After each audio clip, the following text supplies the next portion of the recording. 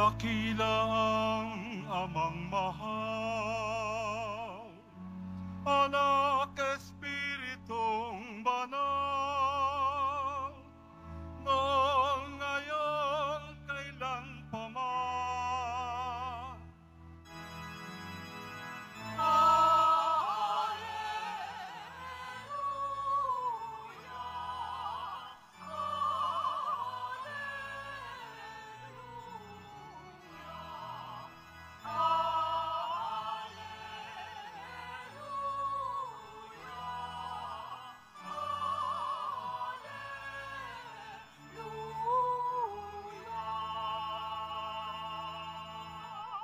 Sumainyo ang Panginoon. At sumayo rin Ang mabuting balita ng Panginoon ayon kay San Mateo. papuri sa iyo, Panginoon. Noong panahong iyon, ang 11 alagad ay nagpunta sa Galilea, sa bundok na itinuro sa kanila ni Jesus. Nang makita nila si Jesus, siya'y sinamba nila. Bagamat may ilang nag-alinlangan, lumapit si Jesus at sinabi sa kanila, "Ibinigay na sa akin ang lahat ng kapangyarihan sa langit at sa lupa. Kaya humayo kayo at gawin ninyong alagad ko ang lahat ng bansa. Binyagan niyo sila sa ngalan ng Ama at ng Anak at ng Espiritu Santo, at turuang sumunod sa lahat ng ipinag-utos ko. Tandaan ninyo, ako'y laging kasama ninyo hanggang sa katapusan ng sanlibutan." Mga kapatid, ang mabuting balita ng Panginoon. Pinupuri ka namin, Panginoong Heso Kristo. Magsiupo muna po ang lahat. Magandang umaga po sa inyong lahat. Umaga, Father. Pakibati nga ang katabi ng magandang umaga. At palakpakan po natin ang ating mahal na pong Jesus Nazareno. Mga kapatid, sa araw na ito ay pinagdiriwang po natin ang dakilang kapistahan ng banal na Santatlo. At tayo po bilang mga Kristiyano at bilang mga Katoliko, marahil alam natin ang pinatutunguhan ng banal na Santatlo, na meron tayong iisang Diyos at tatlong persona. Uulitin ko, iisang Diyos at ngunit tatlong persona. At ano po ang tatlong persona ng iisang Diyos na meron tayo? Ama, Anak, at ng Espiritu Santo. At nangangahulugan, mga kapatid, na sa buhay pananampalataya natin, dito nakasentro ang ating pananampalataya sa Diyos. Kaya nga mapapansin natin, sa bawat panalangin, lagi natin tinatawag ang banal na Santatlo. Tandaan natin nung tayo ay bininyagan at binuhusan ng tubig sa ating mga ulo, ano ho yung formula na ginamit ng mga pari? Ikaw ay binibinyagan ko sa ngalan ng Ama at ng Anak at ng Espiritu Santo. Kapag tayo ay pumanaw sa mundong ito, anong pagbabasbas ang binabanggit sa atin ng pari? Pagbabasbas pa rin ng banal na Santatlo. Kapag tayo ho ay nagpapabasbas ng mga religious articles, ng mga rosaryo, ng mga litrato, ng mga santo, ni Jesus, di ba pag pinabasbasan ho yan, ginagamit po at binabasbasan yan sa ngalan ng Ama at ng Anak at ng Espiritu Santo. Nangangahulugan, mga kapatid, na ang pananampalataya natin bilang mga Kristiyano at Katoliko ay laging nakaugnay sa banal na Santatlo.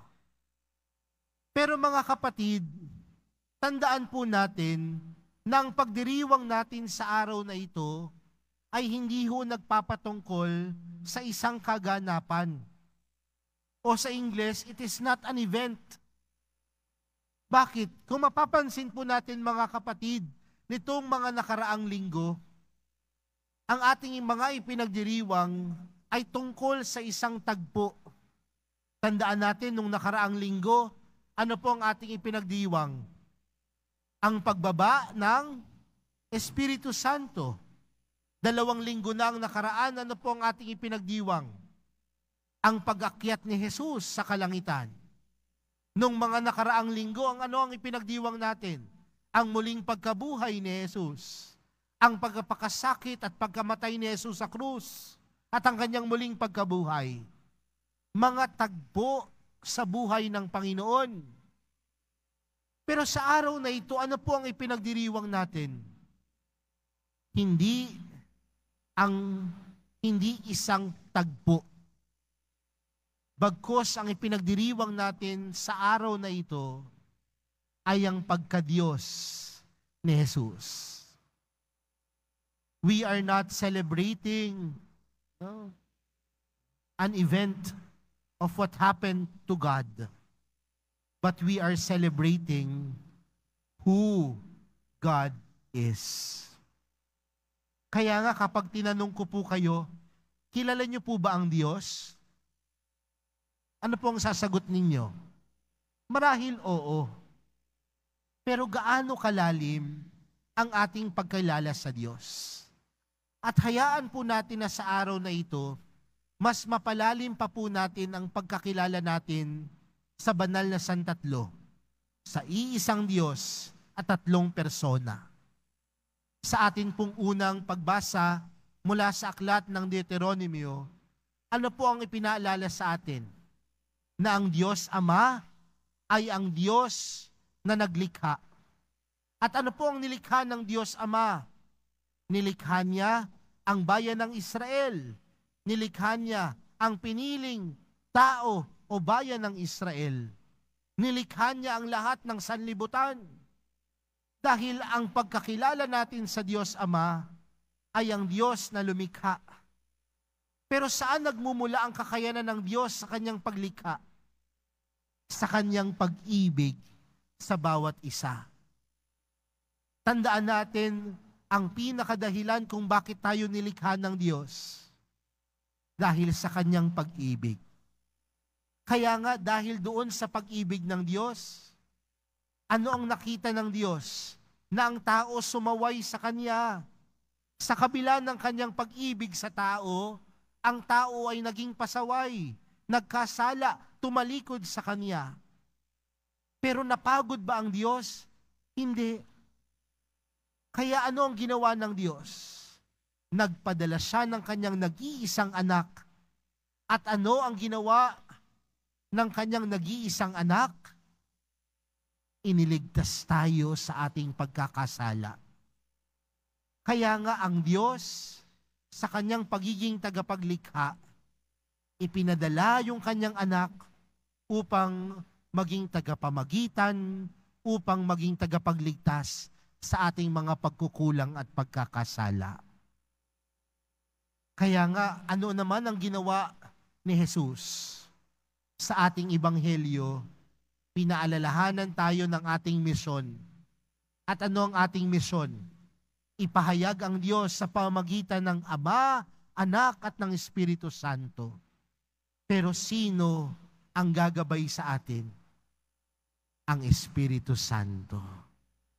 Mula sa Ama na tagapaglikha, sa Anak na ipinadala ng Ama, at ang Espiritu Santo na gumagabay sa atin upang tayo ay manatiling nakaugnay sa Ama at sa Anak.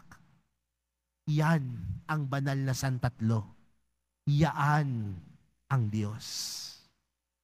Pero mga kapatid, wag lang sana natin makita ang mga bagay at kakayanan ng Diyos na kumilos sa ating buhay. Kundi makita natin na siya ay tunay na Diyos.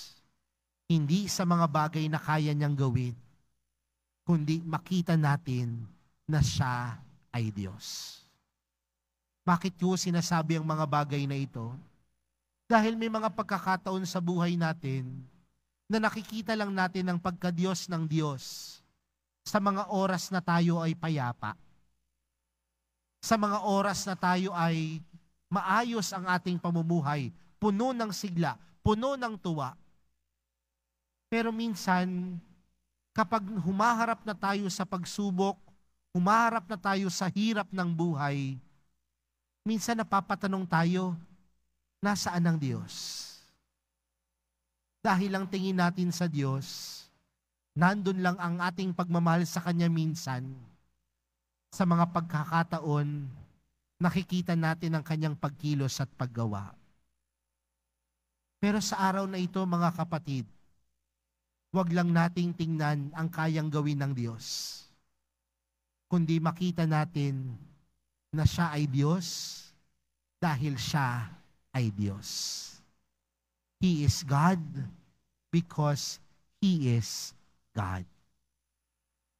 Minsan po kapag nagtatanong po ako o nag-i-interview po ako ng mga ikakasal, lagi ko pong tinatanong yan sa mga ikinakasal. Bakit mo pakakasalan ng taong ito? At minsan po, napakahabang litanya yung aking nakatatanggap na sagot.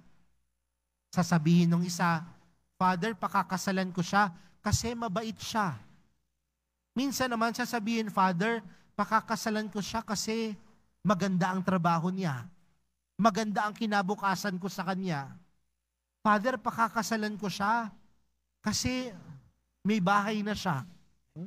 Sabi ko, kaya minsan napapaisip ako ano ba itong kakasal ko? Gold digger? Kasi minsan, minamahal lang natin ng taong kayang may ipagkaloob sa atin. May mga pagkakataon na binibigyang halaga lang natin yung mga taong may magagawa sa atin.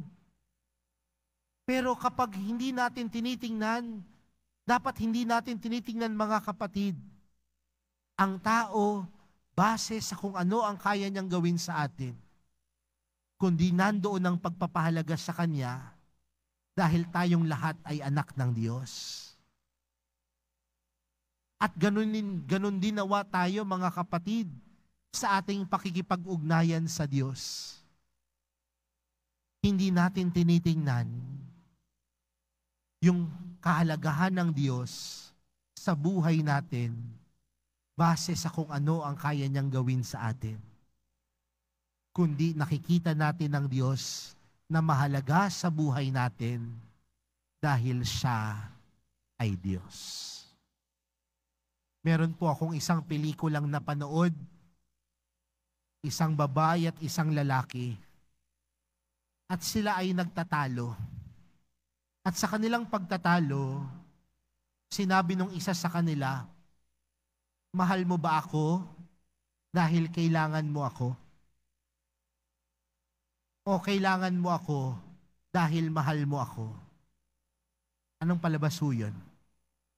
Alam nung ilan, no? Pero nung pinagninilayan ko ho, yung tagpong iyon, parang may kulang.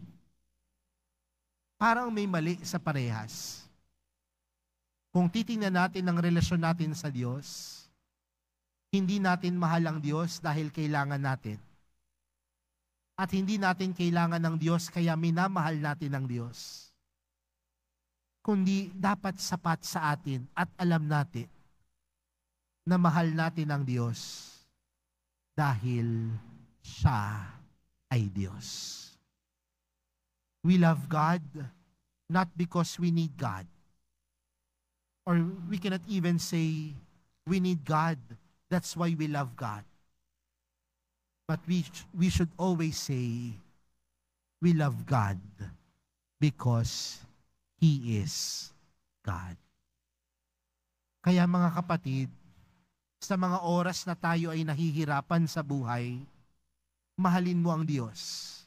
Hindi dahil siya ang solusyon sa lahat ng iyong pagsubok, kundi mahalin mo ang Diyos dahil siya ay Diyos. Sa mga pagkakataon na puno ng pigati at problema ang buhay, patuloy mong mahalin ang Diyos, hindi dahil siya ang sagot sa iyong problema, kundi patuloy mo siyang mahalin dahil siya ay Diyos. Huwag lang natin mahalin ang Diyos sa mga oras na kamahal-mahal siya. kundi mahalin natin ang Diyos dahil siya ay Diyos. Kaya sa pagpapatuloy po ng ating banal na misa para sa araw na ito, mga kapatid, tandaan po natin na ang pagdiriwang natin ay hindi tagpo, hindi siya isang event, kundi ang pagdiriwang natin sa araw na ito ay pagpapaalala sa atin na meron tayong amang naglilikha, anak na tagapagligtas, at espiritong patuloy na gagabay, at ito ay Diyos. Mahalin natin ang Diyos, hindi dahil meron siyang ipagkakaloob, kundi mahalin natin ang Diyos dahil siya ay Diyos. Amen.